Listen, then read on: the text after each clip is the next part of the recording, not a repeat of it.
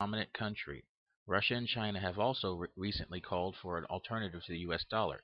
No doubt their goal is to end America's economic dominance in the world, and that's and then its political and military place.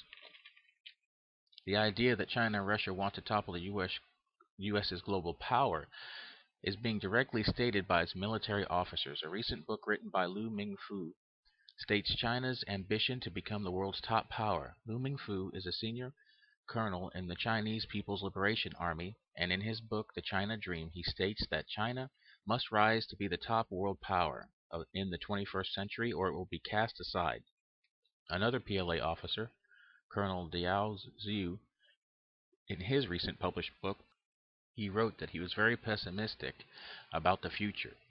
He stated, I believe China cannot escape the calamity of war, and this calamity may come in the not too distant future, at most in 10 to 20 years. If the U.S. can light a fire in China's backyard, we can also light a fire in their backyard.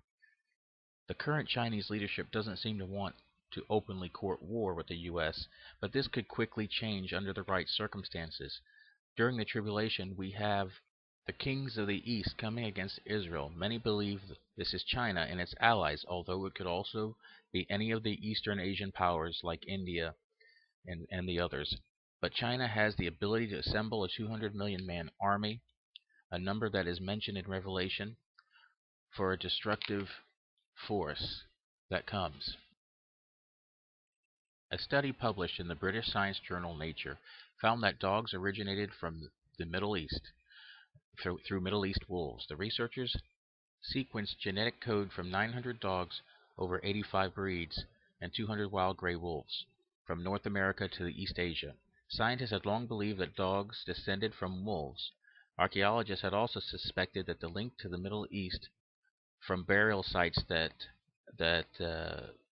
they believed to be 13,000 years old. Some dogs were buried with their owners. They believed that the dogs were used in the protection for the protection of their flocks and homes from predators in the Fertile Crescent Valley. The study also found that 80% of the dog breeds we have today have only existed in the last 200 years. Genetic diversity and other factors have created the variation in dog breeds today. During the time of Christ, there were only 3 different breeds of dogs. This type of evidence of genetic variation in species helps prove what creation scientists have theorized about the diversity of animals and shows that Noah would not have had to take as many animals on the ark that some may have supposed.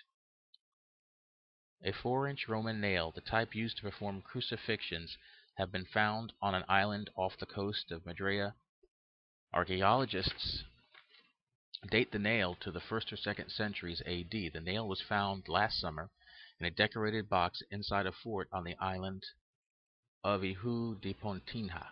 This island is thought at one time to have been under the control of the Knights Templar during the Crusades in the 12th century. The nail was in excellent condition for its age. This suggests that it was thought of as a relic by the Knights Templar. They may have thought it was a nail used in Christ's crucifixion.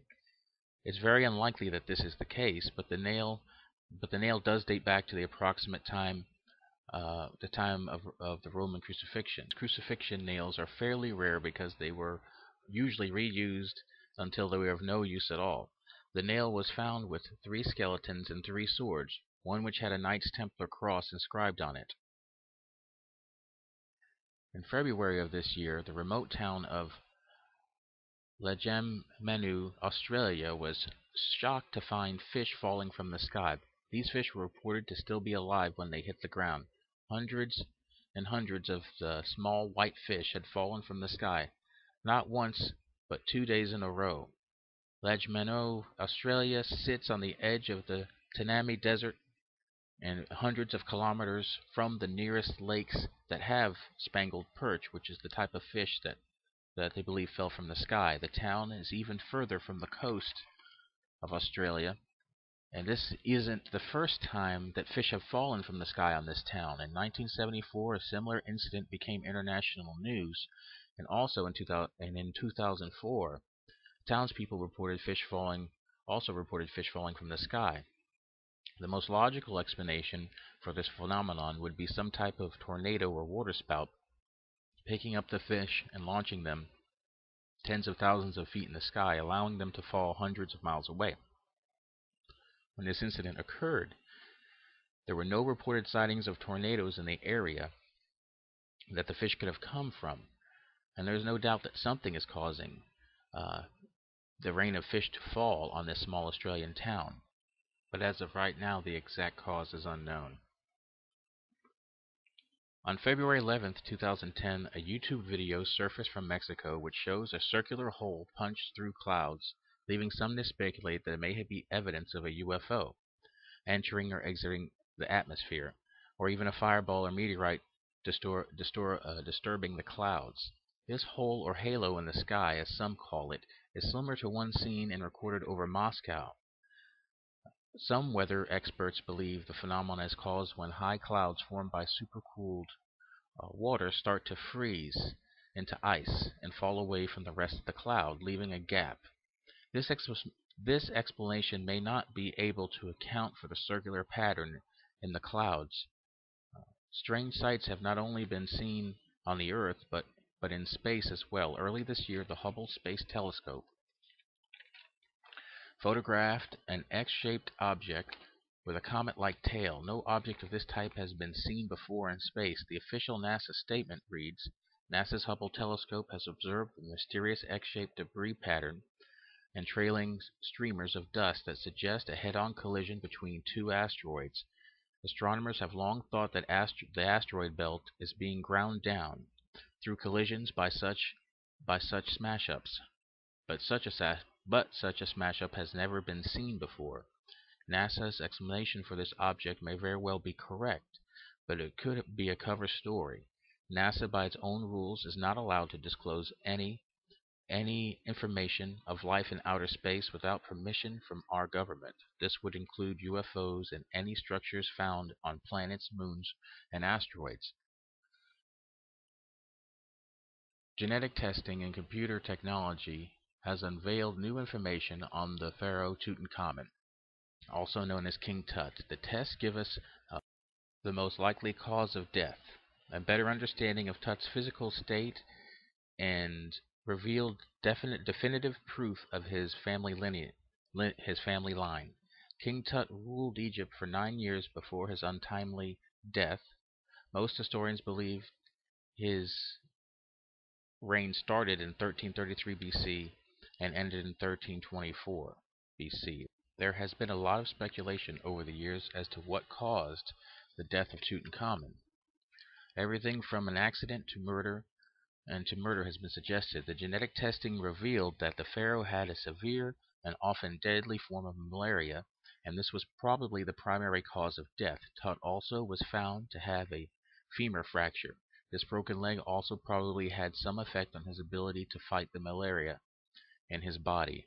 Circumstantial evidence suggests that his body was embalmed twice. This leads researchers to speculate that he died away from the capital of Egypt, possibly in a battle with the Hittites or just traveling in his chariot in another part of Egypt. The genetic tests also revealed he had a bone disease and a club foot. Some historians had suspected Tut of having some type of leg disorder due to the large number of canes found in his tomb. Historians have believed that Tutankhamun was probably the son of Pharaoh Akhenaten, who ruled Egypt from 351 to 334 BC, but was uncertain because they had not found any direct proof of this through inscription or historical record. Dr. Zawi Hawass did find an inscription on a block of stone from Amarna, the new capital that Akhenaten had built, that did state Tutankhamun was the son of Akhenaten's loins. This evidence, while strong, couldn't be 100%.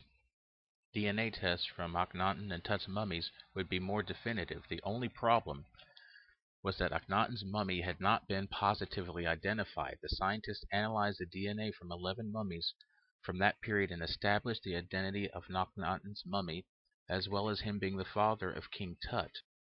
Recently, I received an email by a viewer of the program who suggested I look into Gene Dixon's vision of the Antichrist. In Christian circles, we would be leery of reading too much into the visions and prophecies of psychics, The Bible makes it clear to stay away from divine